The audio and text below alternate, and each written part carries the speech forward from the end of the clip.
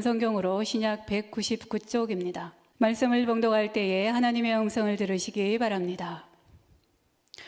그 흩어진 사람들이 두루 다니며 복음의 말씀을 전할세 빌립이 사마리아 성에 내려가 그리스도를 백성에게 전파하니 무리가 빌립의 말도 듣고 행하는 표적도 보고 한 마음으로 그가 하는 말을 따르더라. 많은 사람들이 붙었던 더러운 귀신들이 크게 소리를 지르며 나가고 또 많은 중풍병자와 못 걷는 사람이 나으니 그 성에 큰 기쁨이 있더라. 여러분, 이 영상이 이번에 파리 올림픽의 배드민턴 영상이거든요. 정나은, 김은호라고 하는 이 두 선수가 후배예요. 그리고 검은 옷을 입고 있는 그 상대편 선수가 우리나라 사람들인데 선배들이에요. 그 전에 5번을 싸웠는데 5번 다 졌어요. 그러니까 후배들이 그 선배의 실력을 뛰어넘지를 못하는 겁니다. 얼마나 열심히 했는지 구토가 나는 겁니다. 근데 그 끝나고 나서 기자들과 인터뷰의 내용이 좀 제가 스크린을 해봤는데요. 이렇게 얘기하더라고요. 내가 이제 더 이상 할 게 없다. 뭐 이렇게 해도 안 되고 저렇게 해도 안 되고 실력이 더 이상 안 된다. 근데 마지막 우리 한번 이겨보자. 저 선배님들 한번 이겨보자. 그 간절함이 있었던 거예요. 그래 실력이 좀 딸리고 좀 구토가 나고 상황이 안 좋지만은 하여간 속에서 구토가 날 정도로 그 간절함을 가지고 그 시합에 임했던 거예요. 그래서 그 시합을 이겼던 겁니다. 간절함. 이게 저는 이 영상을 보면서 막 다가오는 거예요. 제가 여러분 책을 하나 소개할게요. 간절함이 열정을 이긴다. 한번 좀 휴가 가서 이 책도 보고 하면 좋을 것 같아요. 간절함이 열정을 이긴다. KG그룹 곽재선 회장이라고 하는 분의 이야기예요. 이분이 이제 사업을 한 지 한 15년 정도 된 것 같아요. 근데 15년 전에 거지 식구도 먹여 살릴 길이 없고 아무것도 없고 더 이상 뭐 어떻게 해볼 수 있는 방법이 없었더라는 거예요. 그대로 있었다가는 다 굶어 죽기 딱 십상인 그때 절박감이 있었다는 거예요. 절박감. 그런데 이 절박감 속에서 간절함이 나오더라고요. 그 사업에 손을 댔고 지금은 1조 원이 넘는 그런 큰 기업으로 성장을 시켰다. 자기가 이렇게까지 되기 위한 거에는 간절함 하나가 있었다. 나는 뒤로 물러설 수도 없다. 갈 데도 없는 거예요. 도와달라고 할 데도 없는. 그래서 그 간절함으로 이 사업을 일으켰다라는 그 이야기가 주된 내용이에요. 제가 사진 3장을 여러분에게 보여드릴 거예요. 첫째는 박지성 선수의 그 발이에요. 축구 박지성 막 다 뒤틀려 버린 거예요. 강수지, 여러분 발레리나 이렇게 하는 사람 있죠? 세계적인 발레리나인데 얼굴은 예쁘장한데 발이 그냥 다 틀려버린 거예요. 그리고 하나 더 나와요. 퉁퉁 부은 게 누구냐면 김연아 선수의 발이에요. 우연이 된 게 없는 겁니다. 저분들의 공통점은 발을 통해서 최종적인 기술이 발휘가 되고 나간다는 거예요. 그런데 절박감 속에서 더 이상 뒤로 물러날 데도 없어요. 그러니까 그 안에서 간절함이 나오는 거예요. 그러니 발이 뒤틀려 버리고 막 발이 기형이 되고 그런데도 세계적인 스타들이 되는 거예요. 그냥 되지는 않는다는 겁니다. 오늘 우리가 읽은 이 본문 4절에 이렇게 말씀을 하고 있습니다. 흩어진 사람들이 두루다니며 복음의 말씀을 전했다. 여러분, 흩어진 사람들이라고 하는데 좀 띄워주세요. 동그라미를 쳐보세요. 흩어진 사람들, 복음의 말씀을 전했다. 이렇게 두 군데 동그라미를 한번 쳐보세요. 흩어진 사람들이 전도했다. 이거 알려주려고 본문에 기록했을까요? 아니에요. 그 안에는 무궁무진한 이야기가 지금 숨겨져 있는 거란 말이에요. 흩어진 사람들이라고 하는 것은 이런 뜻이 있어요. 그 당시에 결론부터 얘기하면 예수님 믿는다는 이유로 고향에서 더 이상 있지 못하고 쫓겨난 사람들, 그 동네에서 추방된 사람들, 가자동에서 더 이상 살지 못하고 예수 믿는다는 이유로 쫓김 당한 사람들, 이게 흩어진 사람들이라고 하는 이 단어 속에 농축되어 있는 거예요. 이들에게는 몇 가지의 문제가 발생을 하겠죠. 첫째는 공동체에서 벗어났어요. 여러분, 그 공동체는 자기의 삶의 근간을 이루는 터전이거든요. 거기서 먹고 살아요.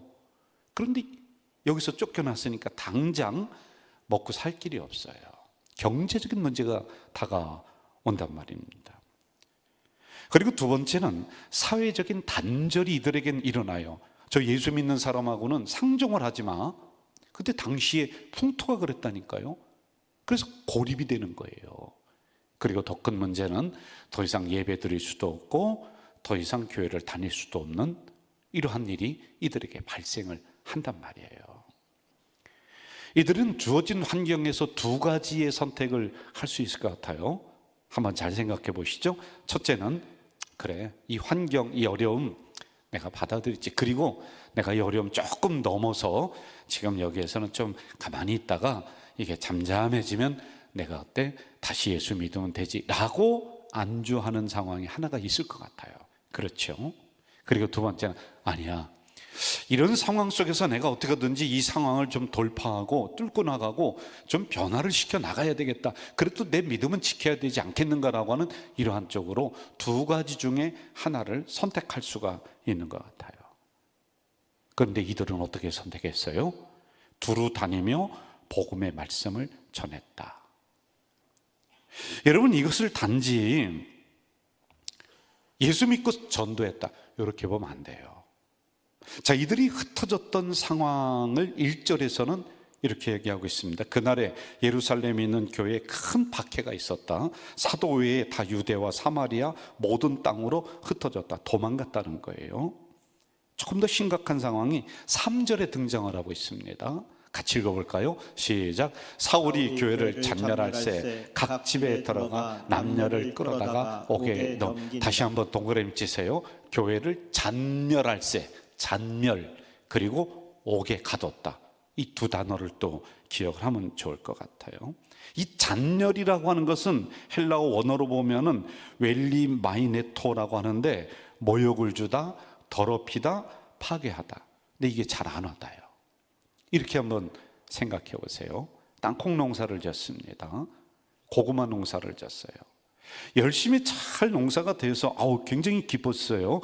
그리고 가을이 되어서 수확을 할 겁니다. 내일 모레쯤 수확하려고 하는데 그 다음날 하룻밤 자고 났더니 세상에 저 산속에 있던 멧돼지 4마리가 내려와서 이 땅을 다 파헤쳐 놓은 거예요.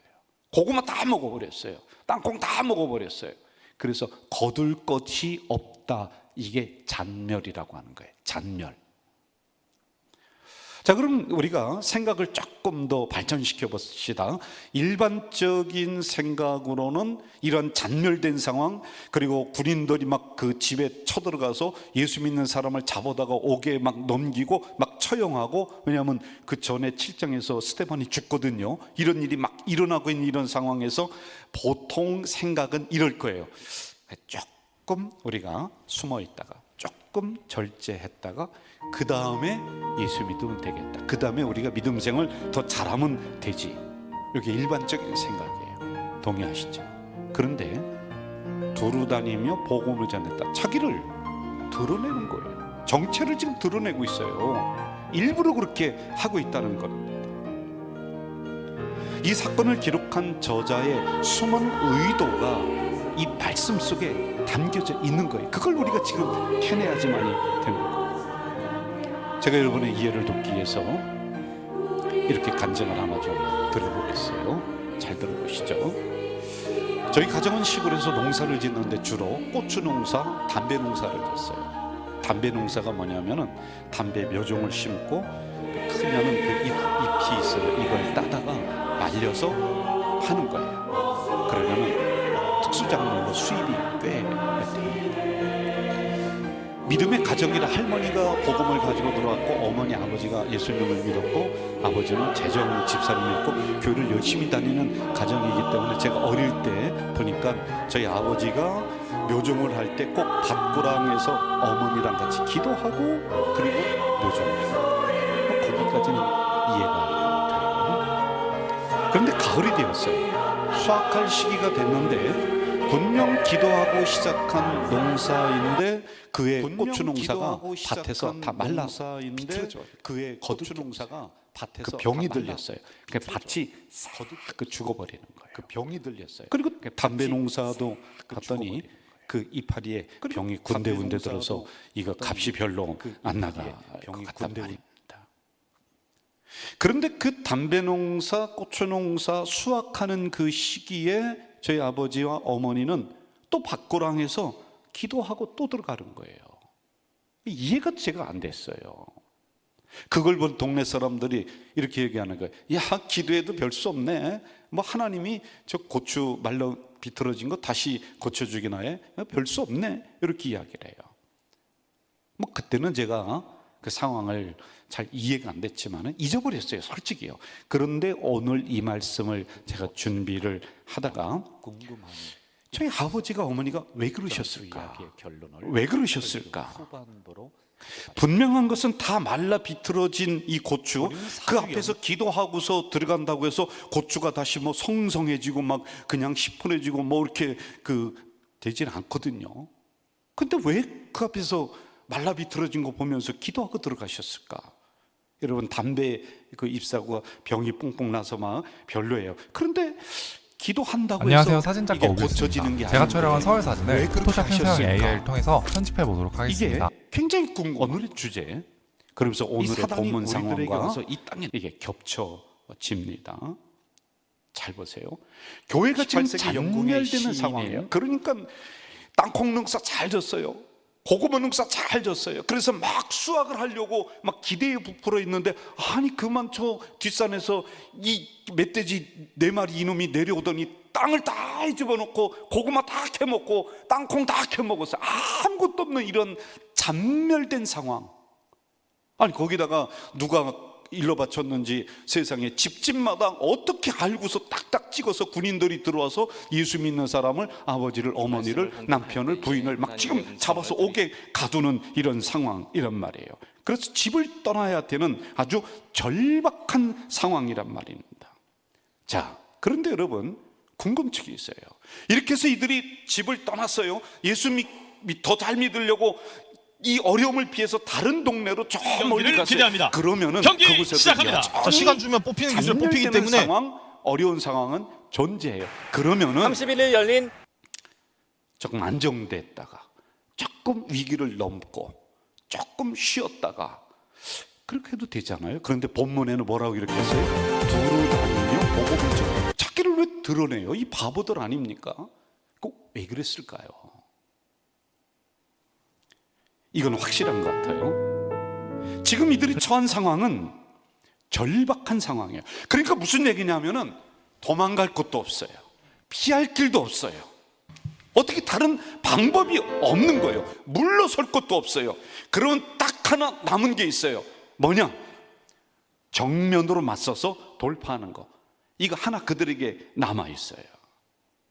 정면으로 맞서서 돌파하는 방법으로 그 고난 앞에서 나는 믿음을 부정하지 않겠다, 그 고난 앞에서 나는 하나님을 부인하지 않겠다라고 하는 것이지, 이 전도지 가지고 와서 전도했다라고 하는 것이 아니에요. 나의 믿음의 정체성을 지켰다라고 하는 거예요. 저희 아버지 어머니도 더 이상 어디 가서 나 달라고 할 데도 없어요. 물러설 곳이 없어요. 이미 농사 다 망쳐버린 거예요. 그런데 그 상황 앞에서 기도한 것은, 하나님 이 고추가 다시 변화되게 해주세요. 다시 이 고추를 하나님 성성하게 만들어주시고 이 농사를 잘 그게 아니에요. 그게 아니라 이러한 고난이 왔고 이런 어려움이 왔지만 이런 상황 속에서 내 믿음을 이 고난과 바꾸지 않겠다라는 이런 상황에서 하나님을 원망하지 않겠다, 망쳐버린 농사 다시 회복시켜달라고 하는 것이 아니라 그 앞에서 내 신앙을 이 고난과 팔지 않겠다, 지키겠다. 저희 아버지 어머니가요, 믿음이 막 이만큼, 아니 그런 분 아니에요. 절대 아니에요. 죄송합니다. 그런 분 아닌데 왜 그러냐? 갈 데가 없어, 할 게 없어, 방법이 없어. 그러니까 그 앞에 정면으로 맞서는 거예요. 그래서 사람들이 놀리건 어쩌건 간에 자기 믿음의 표현을 그렇게 한 거예요. 그래, 농사 이왕 망쳤지만은 내 신앙을 나는 버릴 수가 없다. 이 고난 내가 맞서면서 가겠다. 그 각오였던 거예요. 저는 죄송합니다, 우리 성도님들에게 제가 짧은 인생을 살으면서 이 절박함이 저에게는 상당히 많이 해요. 지금도 사실은 절박해요. 왜 절박하냐? 우리가 성전 이렇게 지어놓고 빈자리 볼 때마다 저는 절박해 죽겠어요. 이 마음을 누가 알겠어요, 솔직히요. 그런데 제 인생을 이렇게 보니까 한순간도 절박하지 않을 때가 없었어요. 제가 학비가 없어서 학교를 못 갔을 때 비참했어요. 대학교를 못 갔어요. 차비가 없어서요. 제가 과대표를 하면서 제주도를 수학여행을 그 대학교 때 가는데 저만 못 갔어요. 입구가 옷이 없어서요. 너무 비참했어요. 제 자녀가 먼저 하늘 날아갔을 때 너무 절박했어요, 저는요. 그래서 돌아보니까 한순간도 절박함이 없었던 적이 없어요. 그런데 참 이상해요. 이 절박함 속에서 간절함이 나오는 거예요. 저는 그럴 때마다 내가 뭐 믿음이 좋아서 그런 게 아니에요. 그럴 때마다 제가 갈 데가 없어요. 어디 가서 의지할 데가 없어요. 그러니 나는 자연히 어디로 가느냐 하면 교회로 가는 거예요. 교회로 혼자 가가지고 그냥 앉아 있는 거예요. 멍하니 앉아 있는 거예요. 기도도 안 되는 거예요. 왜? 할 데가 없으니까, 방법이 없으니까, 도망갈 길이 없으니까 그냥 그 문제를 바라보면서 가만히 있는 거예요. 다시 본문으로 가서 이 문제가 어떻게 해결되고 전개가 되는지를 살펴야 돼요, 여러분. 말씀으로 들고 오셔야 돼요. 자, 우리 6절을 같이 한번 읽어볼까요? 6절 시작. 무리가 빌립의 말도 듣고 행하는 표적도 보고 한 마음으로 그가 하는 말을 점점 변화가 돼요. 무리가 그 지역에 가서 이들이 나는 하나님의 백성이야, 믿음의 사람이야, 내 믿음을 버릴 수가 없어. 그랬더니 조금씩 사람들이 인정을 해갑니다. 7절 보세요. 7절 시작. 많은 사람에게 붙었던 더러운 귀신들이 크게 소리를 지르며 나가고 또 많은 중풍병자와 못 걷는 사람이 나았다. 정면 돌파를 선택했어요. 여러분, 이 구절은요, 전체적인 흐름상 왜 귀신이 나가고 중풍병자가 이거 별로 어울리지 않는 구절이에요. 그런데 저자의 숨은 의도가 있다고 했잖아요. 이렇게 고백하며 서 있었더니 이것은 하나님이, 7절의 의미는 하나님이 내 인생 속에 그 문제 속에 개입하신다는 거예요. 하나님의 개입의 역사가 일어난다는 거예요.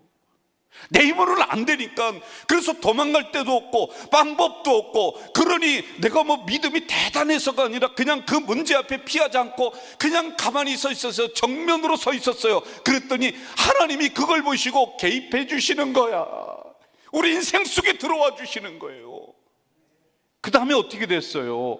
8절을 봅시다. 8절 시작. 그 성에 큰 기쁨이 있더라. 할렐루야. 이런 각도에서 옛날에 저희 아버지가 기도했었던, 박고령에서 기도했고 어머니가 박고령에서 기도했던 행동을 보니까 이해가 되는 거예요.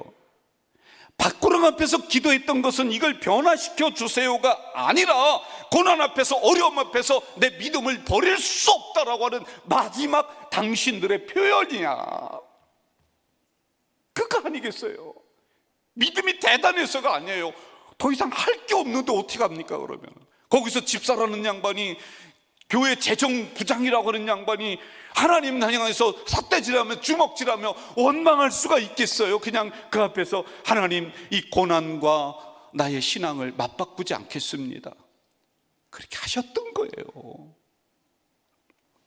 자, 여러분, 인생의 위기 때마다 이 절박함 속에서 예배당으로 막 달려가고 했던 거는 뭐 믿음이 대단해서가 아니라 갈 데가 없어요. 그러니 하나님 성전에 나오는 거야. 근데 참 놀라운 일이 일어나요. 이걸 성경으로 우리가 들어가면서 이 해결되는 부분들 한번 좀 하나하나 좀 봅시다. 제가 이 작은 사건을 크게 보는 이유가 있습니다. 분명 고난 앞에 당당하게 맞서며 정면 돌파하는 마음으로 두루 다니며 복음을 전했습니다. 자신들의 믿음을 표현했다는 거예요. 전도했다. 협소한 거로 보지 마라 그랬어요. 그랬더니 그 성에 큰 기쁨이 있었다. 당면한 여러 문제들이 근심으로 끝나는 것이 아니라 결국에는 두 가지가 일어나는 거예요. 7절에서 말씀하시는 것처럼 우리에게만 그냥 맡겨두는 것이 아니라 하나님이 강하게 개입하시는 거예요.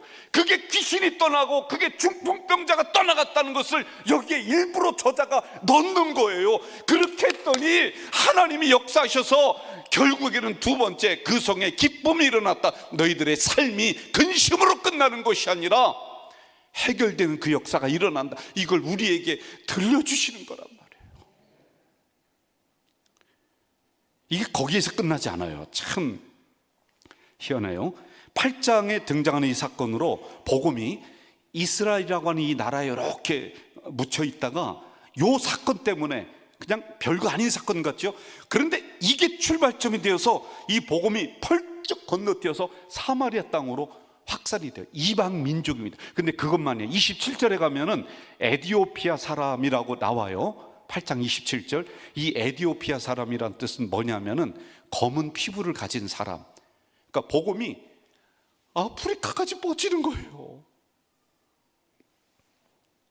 이 작은 사건으로 계속해서 사도행전은 복음이 그 다음으로 계속 뻗어나가는 기적의 일들을 기록해 놓고 있는 거예요. 여러분, 우리 이야기 한번 해봐요. 우리 성도들 삶의 현장이 막 흩어지는 상황처럼, 그래서 막 잔멸되는 이런 상황처럼 거침없이 막 어려움이 막 일어나는, 그래서 우리의 근간을 흔들어 버리고 믿음을 흔들어 버리고 이게 곳곳에 숨어 있어요. 제가 신망하면서 그걸 느끼잖아요.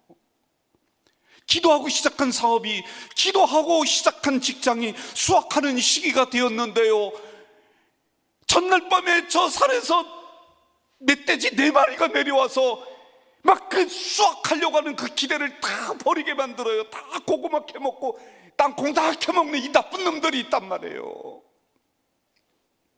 이런 상황에서 전도하라는 단순한 메시지가 아니라 그 고난 앞에 어떻게 하겠느냐, 갈 데가 없어, 할 게 없어.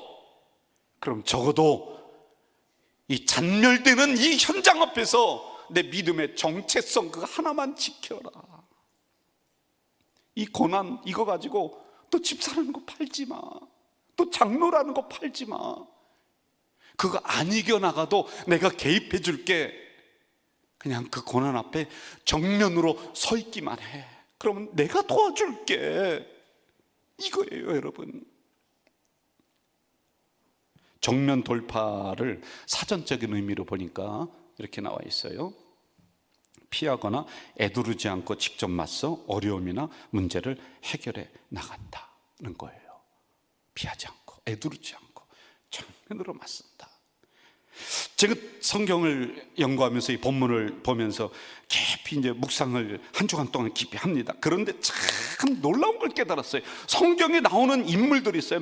모세, 여호수아, 아브라함, 계속 위대한 인물들이 나옵니다. 그런데 하나같이 어려움이 없는 사람이 하나도 없어요. 다 어려움이 있어요. 그래서 가정이 잔멸되는 상황이고요, 막 믿음이 흩어지는 상황 속에 다 내몰리는 거예요. 이게 다 있어요. 그런데 이 사람들 보니까 아브라함도 이걸 피합니다. 도망가요. 그런데 하나님이 그 문제를 해결해주고 다 정리해주고, 야 아브라함아, 너 이제 됐으니까 이쪽으로 와. 그렇게 한 게 하나도 없어요. 도망가는 아브라함을 향해서 아브라함도 어디 가냐, 멱살을 잡고요, 그리고 뒷덜미를 잡고, 야 너 아브라함 이쪽으로 와. 아니 하나님 거기 가면 아직 문제가 여전히 있고 그래서 가기 싫어요. 아니야, 너 그래도 이 앞에 서 있어야 돼. 아브라함을 기어이 하나님이 끌어서 그 문제 앞에 딱 세우시는 거예요. 그리고 너 똑바로 쳐다봐. 그 문제 똑바로 쳐다봐. 그럼 이 안에 길이 있고, 이 안에 하나님의 역사심이 있고, 이 안에 놀라운 기적의 역사가 이 안에 있는 거야. 도망가지 마 라고 하나님이 말씀하시는 거예요. 다 그 역사예요, 여러분. 이게 행동 패턴이에요. 제가 부목사님과 신방을 가는데 고속도로였어요. 고속도로였는데 차가 너무 많이 밀리는 거예요. 그리고 정해진 시간이 있고 너무 늦을 것 같아서 제가 부목사님에게 이렇게 얘기했습니다. 목사님, 이럴 때 빨리 옆으로 새 나가서 빠른 길을 찾아서 빨리 가야지. 어떻게 이렇게 하면 늦지 않느냐고 제가 약간 짜증 섞인 소리로 했더니 그 부목사님이 저에게 뭐라고 하냐. 목사님, 다른 길로 가도 지금 다 막혀요. 이 길로 조금만 가다 보면요 풀려요. 그 맞더라고요, 여러분. 진짜로요. 여러분, 다른 방법 없을 때는요 도망가지 말고 그 문제 앞에 다시 정면으로 직시하는 거예요. 어깨 삐고 당당하게 그 문제 앞에 정말 서 계시기만 하면은요 여러분이 그 문제를 이기게 하는 것이 아니라 하나님이 어느 때 개입하세요. 그래서 귀신이 떠나고 중풍병이 떠나가는 하나님의 개입의 역사가 여러분 인생 속에, 가정 속에, 그 문제 속에 일어날 줄로 믿습니다. 이거 얘기해 주는 거예요, 여러분.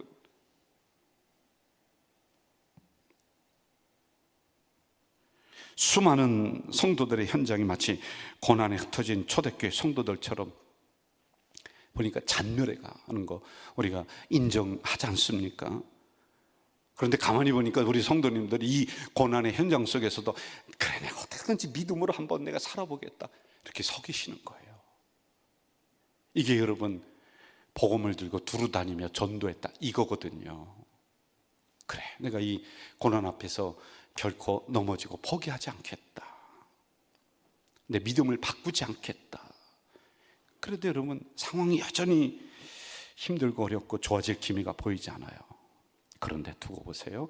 이 하나님의 역사가 일어났잖아요. 그 다음에 그 성에 큰 기쁨이 있었다. 이게 우리의 현장이 된다는 거예요. 여러분의 현장이 될 줄 믿습니다. 이 역사가 일어날 줄 믿습니다. 한 가지만 합시다. 어려움 앞에 피하지 말고요, 그 가정에 문제 있으면 그 앞에 서세요. 내 인생이 문제 있으면 그 앞에 정면으로 그냥 서 계세요. 그러면 하나님이 개입해 주세요. 그리고 결국에는 그 성에 큰 기쁨이 있었다. 이게 성경에만 기록된 것이 아니라 여러분의 삶의 현장에 이러한 간증의 역사가 일어날 줄로 믿습니다. 우리 이 찬양으로 우리의 마음을 하나가 되어서 좀 고백했으면 좋을 것 같아요. 같이 한번 찬양합시다.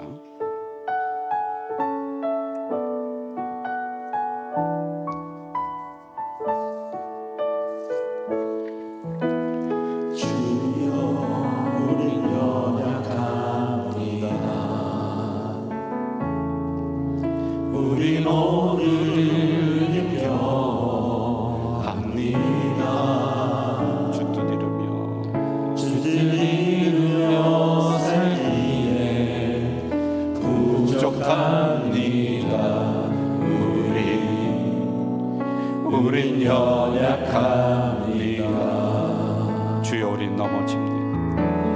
주여 우린 넘어집니다. 오늘 하루도 실수합니다. 주의 긍휼을 구하니 죄인입니다. 주만 바라봅니다. 여러분 우리 두 손 들고 같이 고백합시다. 한없는 주님의 은혜 온 세상 위에 엎칩니다. 가릴 수 없는 주여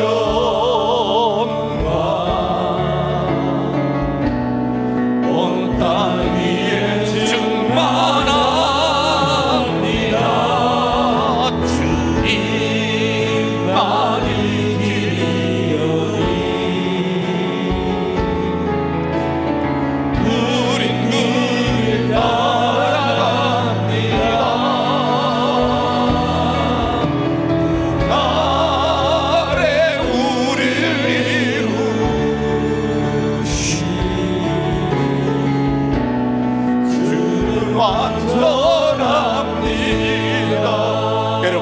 마음을 모아서 다시 한번 주여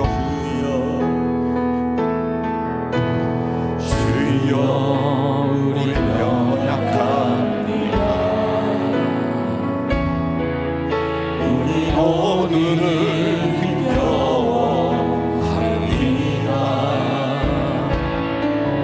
주께 이루며 살기에 부족합니다.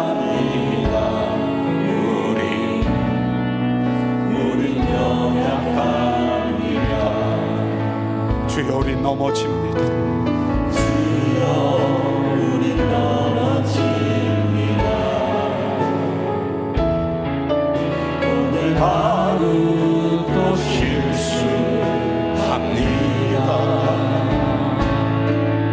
주의 긍휼을 구하니 죄인입니다. 우리 주만 바라봅니다. 여러분 우리 두 손 들고 같이 고백합시다. 없는 주님의 온 세상 위에 엎칩니다. 가릴 수 없는 주여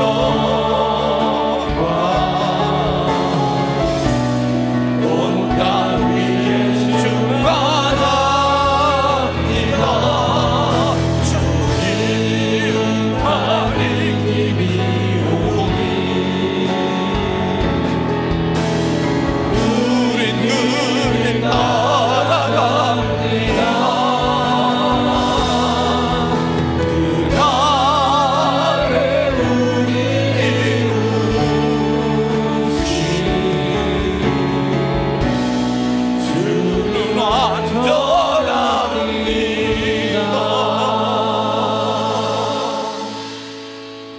절박한 현실 속에서 간절함이 나오고 이 간절함은 열정을 이긴다 했는데, 하나님, 이 고난 앞에 내 믿음을 바꾸지 않고 변절자 되지 않겠습니다. 내 신앙을 부정하지 않겠습니다.